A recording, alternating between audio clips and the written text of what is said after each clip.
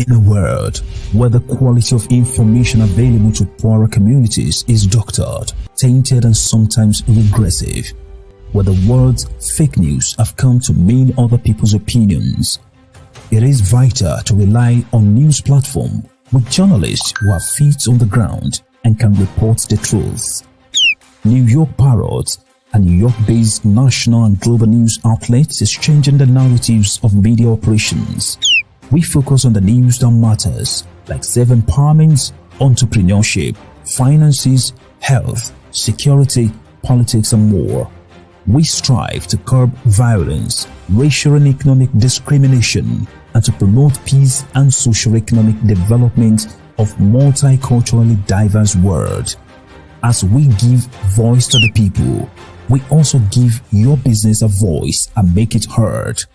Get your product and services off the ground by advertising on our fast-growing platform.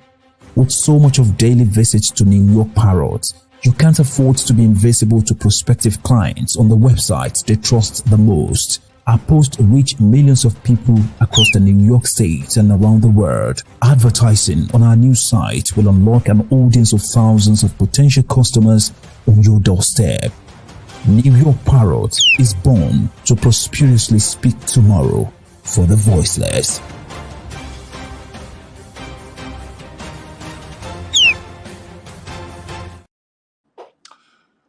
أعوذ بالله من الشيطان الرجيم بسم الله الرحمن الرحيم الحمد لله رب العالمين الحمد لله رب العالمين الحمد لله رب العالمين. Inshallah, my brothers and sisters in Islam, my fellow believers, I will greet you in the name of Assalamu alaikum wa rahmatullahi wa barakatuh. My name is Sheikh Musa Drammeh. I am part of the Muslim Media Corporation that publishes several newspapers to convey the messages from the Muslim world to the larger world and from the larger world to the Muslim community for the past almost now 15 years. Today, I'm here because of the strong feeling that I have concerning the status of the Muslim world, Muslims in general. You know, since I was born and even beyond, the Muslim world has been in a state of reaction. We always react to, situations. And when we react, we overreact. And when we react, we usually are in a state of, helplessness and weakness.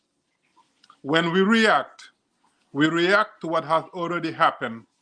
And that is why I am speaking to you today. I'm speaking to every Muslim individual, the intellectual, the leaders, men and women, young and old, rich and poor, educated and less educated. I am speaking from the heart. And because of it, I'm hoping that my message will enter the hearts of those who watch this video. We are a nation that Allah subhanahu wa ta'ala so blessed to have sent a messenger with the first commandment for our religion. The first commandment is to study Allah subhanahu wa ta'ala and to study the creation. The first commandment is to study the Creator and His creation. Imagine that. That means the very first foundational commandment for Muslims is to seek knowledge, is to gain knowledge, is to gain understanding of the universe around them, is to understand every single aspect of life as much as possible, but to begin with knowing who the Creator is. This is the first commandment.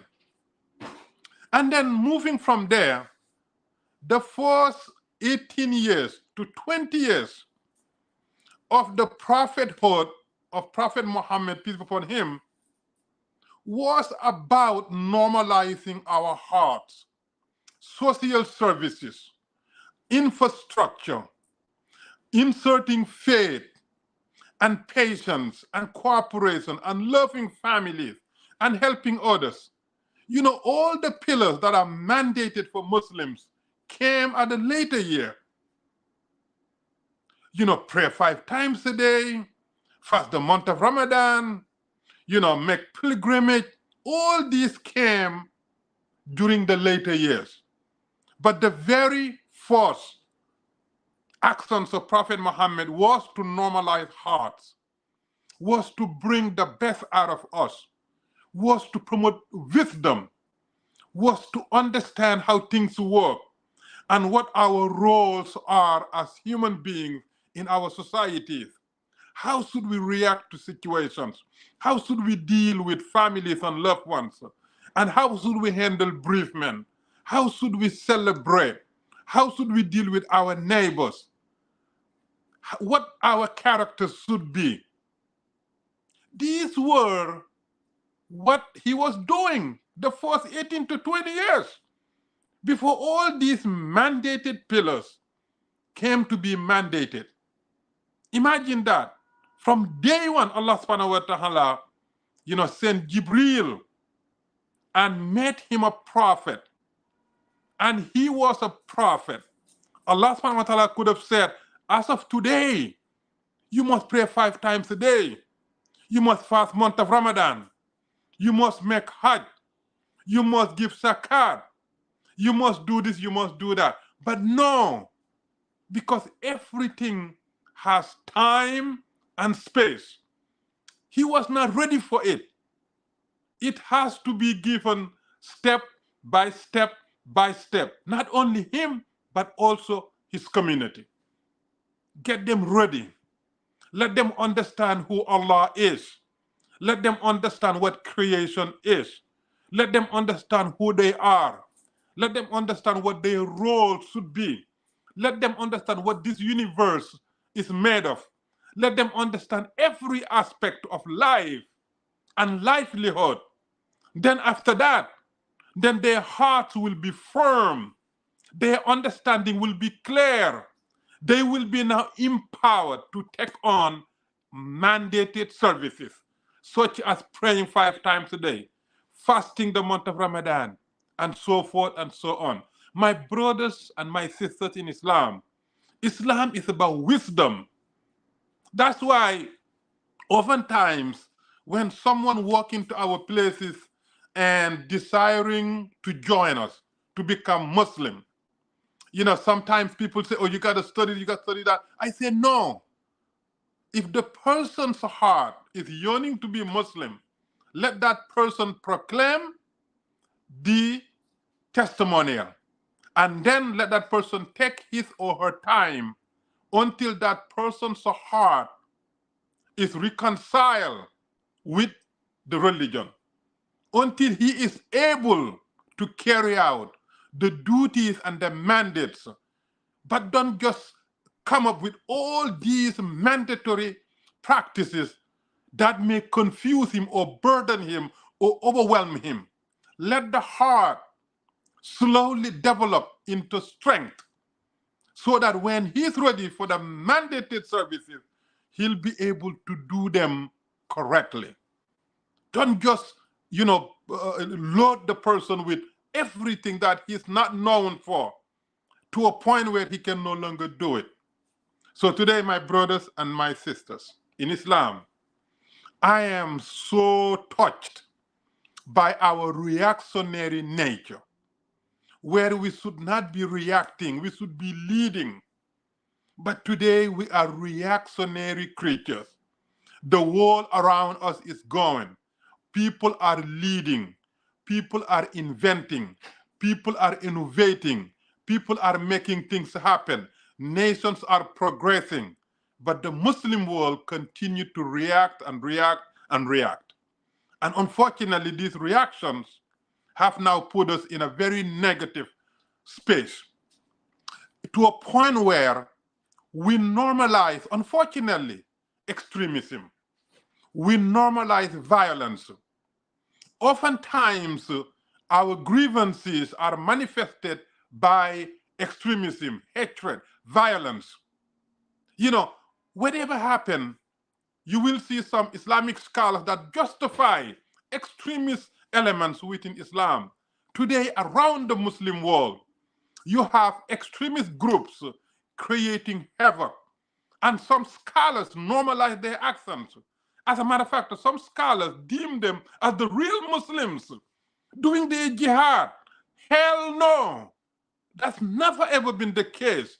You cannot be murdering innocent people, preventing school children from going to school, and then you cannot be doing horrendous things and then call it a jihad. That is the opposite of jihad. My brothers and my sisters, I'm here today because my heart is disturbed because of our reactionary nature. We are Muslims. We are given the book, and the book says you must read. You must read about God. You must read about creation. You must be scientists. You must be everything that the world needs to rely on. You must lead. You must create. You must innovate. You must progress. But most importantly, you must be merciful messengers. Wherever you dwell, let people benefit from your existence. Nobody should be hurt by your tongue or your action. None. Whether they are Muslims or not, whether they like you or not, whether you know them or not, it doesn't matter. Again, it's not who they are, it's who we are. It's not what they do to us, it's what we're doing to them. It is always our character, not theirs. Regardless of where we are and whom we deal with, every single person must be beneficiary to us. They must love to be our neighbors. They must love to be our classmates. They must love to be our spouses. They must love to be our colleagues. And they must love to travel and depend on us. They must love to trust us because they know we are Muslims and we are for real. We are peaceful. We are merciful. We are helpful. We are generous and we are truthful.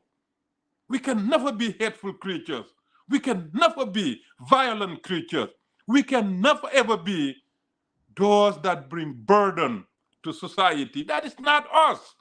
But unfortunately, we normalize such un-Islamic behavior that even scholars would embrace, violent extremists, and their violent extremist act, and they call them jihadists. They are not jihadists. They are evil.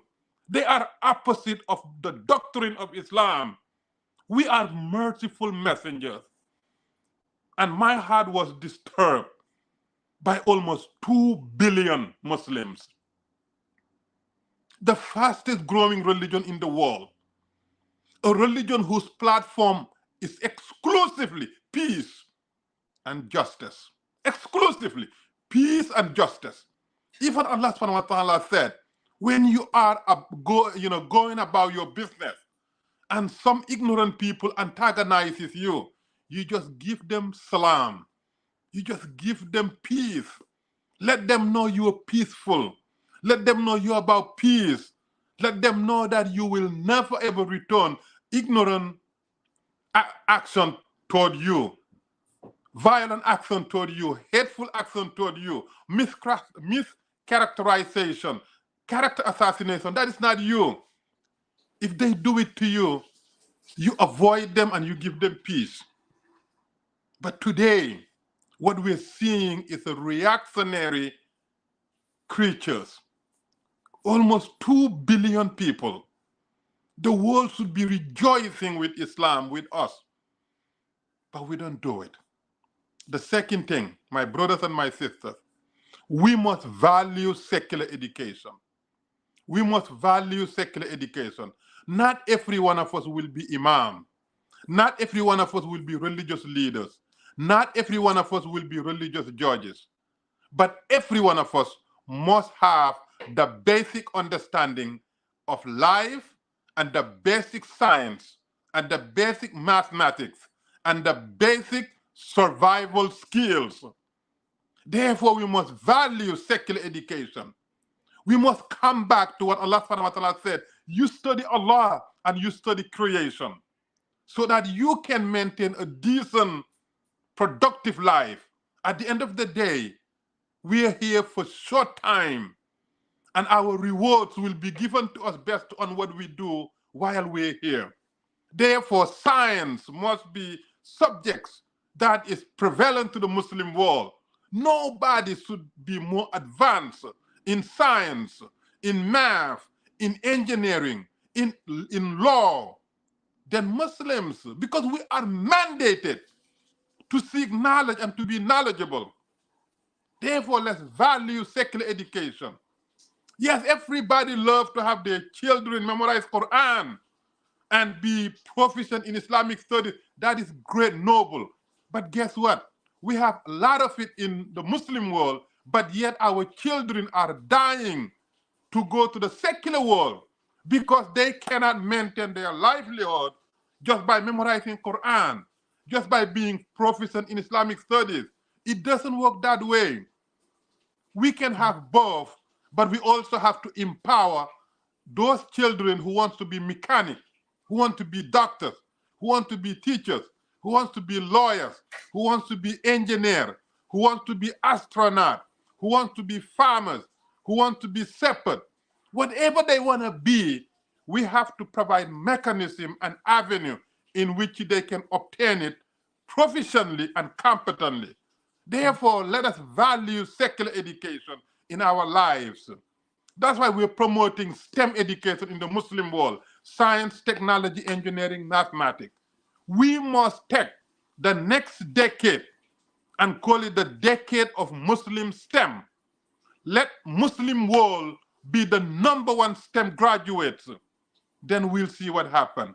We must value secular education. That doesn't mean we cancel Islamic studies. No, as a matter of fact, they can go in tandem. You can have kids that go to schools that have these subjects taught simultaneously, because Allah gave us brains that can take them, several languages, several subjects, and will be competent, proficient in them. But we have to finance in education. We have to build schools that are so welcoming, so conducive for knowledge. We must do it. We must build schools, and we must prioritize STEM education in the Muslim world. And the third thing, we must value the Western world. We must value the Western democracy. We must value the Western freedoms. Yes, we all come out of environments that used to be the victims of the West: colonialism, slavery, oppression, robbing of our resources, destroying, our togetherness, dividing us so that they can conquer us, and all kinds of, bad things. But nonetheless, our children are dying to go to the West. Therefore, we got to find out why our children are choosing to take the riskiest journey to escape Muslim homes to go to the Western world. Because there's a freedom, there's a democracy, there's limitless opportunities. Why? Because of STEM, science, technology, engineering, math. The Western world benefits from services industry, and the services industry depend on STEM. We can do the same thing. We cannot continue to allow our children to say, I would rather take my chance, whether I die or not, but I'm not going to stay in the Muslim countries. I'm not going to stay here with no freedom, no independence, no democracy, no opportunity, and no future. I'm going to go to Europe, I'm going to go to the Americas, and I'm going to go to Asia. I'm going to go where I'll be free, I'll be independent, I'll get better education, I'll earn more money, and I'll be a better man or woman. Imagine that. You live in the Muslim world, you going for the attributes that Islam wants us to have. But now the Western world has it. Therefore, let's value the Western world. Let's value it. If we value it, then perhaps we can merge the Western benefits with our Eastern background or our Eastern values. And the third thing, we must empower our girls. We must provide equal access to a higher education and leadership position to all girls, regardless of where they are. Every single girl must have equal access to higher education and leadership position like any other boy. We must prioritize empowering our girls.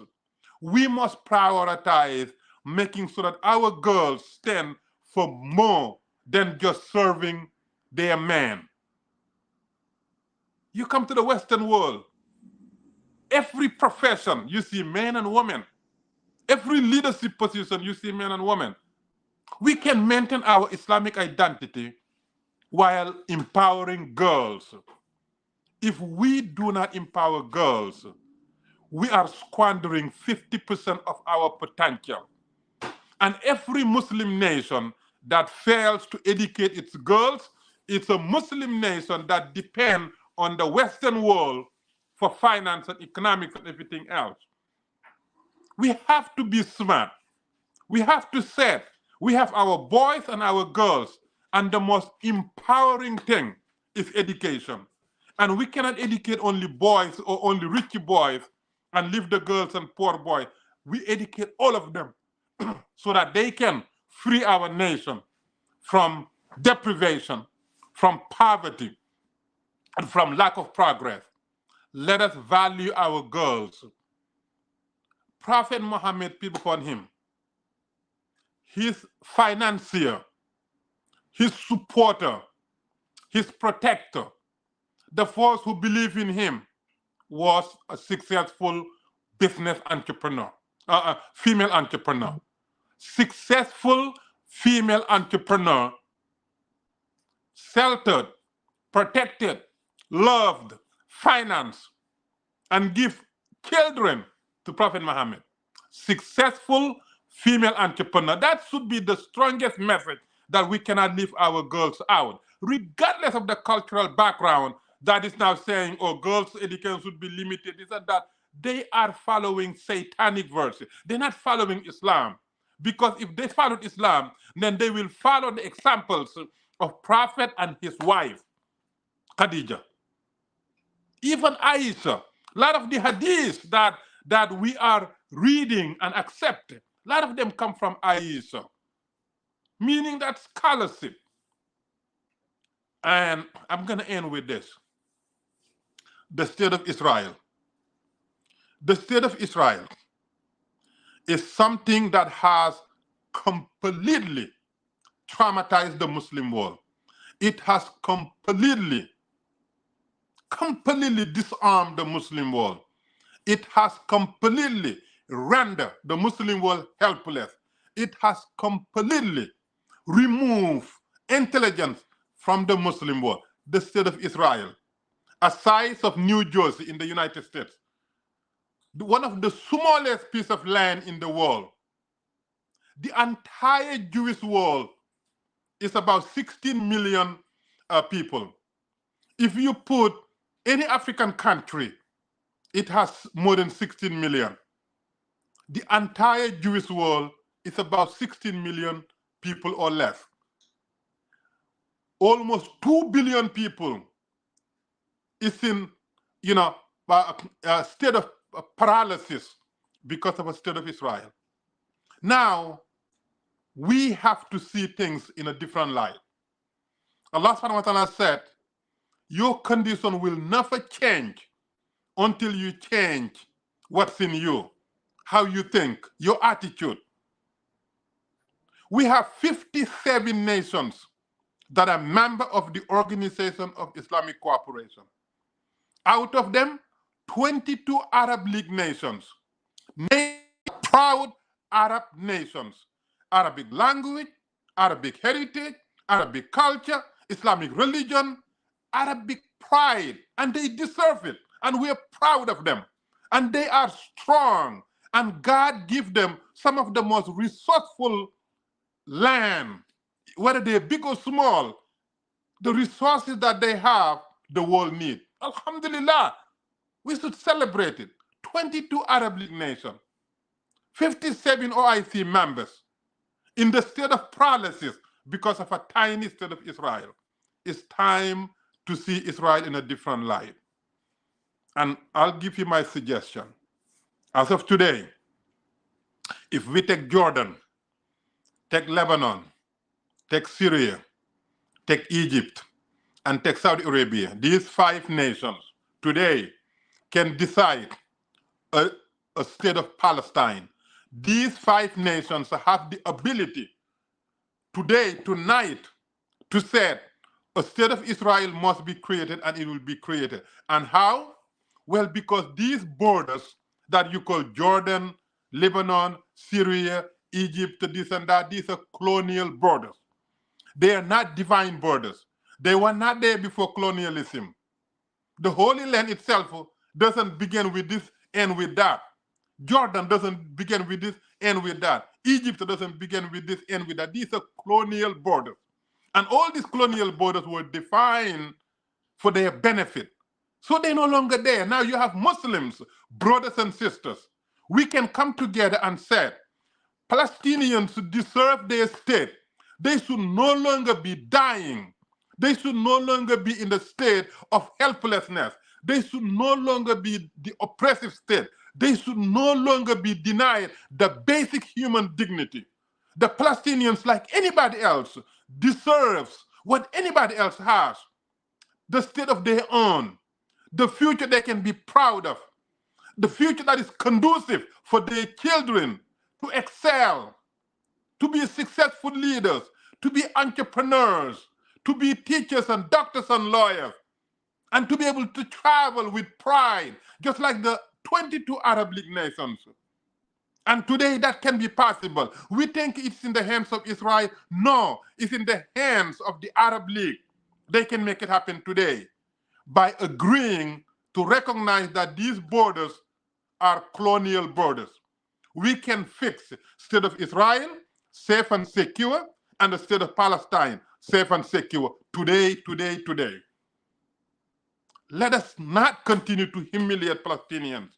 Let us not continue to use them for our own selfish end. Let us look at these Palestinian children and seeing our own children and say they deserve what everybody else has: safety, security, pride. They deserve their own independent nation. And it doesn't belong to Israel. It belongs to the Arab League. The decision is Arab League's decision. And in the broader term, OIC decision. But no, we spend all our energy, our resources, our intellect, our time, our commitment, try to destroy Israel. It's not going to happen. It's not going to happen. We can have 2 states side by side when we adjust to colonial borders, live in harmony, live prosperously, and live in peace. That's what we must do. If not, we're going to continue to be in shackles by Israel. We're going to continue to see Palestinians dying like animals because they're fighting for statehood, for freedom, for justice, for dignity. And we are going to see the Muslim world regressing, having the best land, some of the best land, some of the most resourceful land, yet we are reactionary creatures, all because of the state of Israel. You know, the state of Israel could be the biggest asset to the Muslim world, because as tiny as it is, a state that fights for survival every day, yet it is in top 10 most innovative nations in the world. Imagine Israel. Imagine if you allow the Abrahamic Accord to expand so that the Arab world will benefit, that the Abrahamic Accord brings the collaboration between Jews and Arabs and Muslims and Christians and everybody. Imagine it will be paradise on earth. because the Holy Land is a special place. Middle East is a special region. And the Middle Eastern have it in their hand to change the world. And I hope that we will see the state of Israel in different light so that we can have Palestinian state. And then we can protect the Israeli state so that we can have the Middle Eastern region to dominate the progress in the world. They have the resources, natural resources, and they have people who are hungry for change. Let's give them that. Every one of us, regardless of where we come from, we are connected to the Middle East, to the Holy Land, every one of us. And we will be so proud to see a peaceful, progressive Middle East. That's why I'm here talking to you. I'm an African who resides, a citizen of the United States, but I am deeply connected to the Middle East. And I'm deeply impacted by seeing any child being killed, whether they're a Jewish child or Arab child. We don't want to see this. And finally, if you ever think you can separate the Arabs and the Jews, you just don't know. The history is so deep. Their relationship is so intertwined. They have shared history and they have common destiny. And they share the same geography. All we can do is be the promoter of peace and goodness so that they can actualize what needs to be actualized. There has been a lot of bloodshed. There has been a lot of animosities. There has been horrendous situations between them. But that can be the past. Today could be the beginning. And let's make that happen. My brothers and my sisters in Islam, Muslims should never be react to things we can fix and lead. Allah said we read about Allah.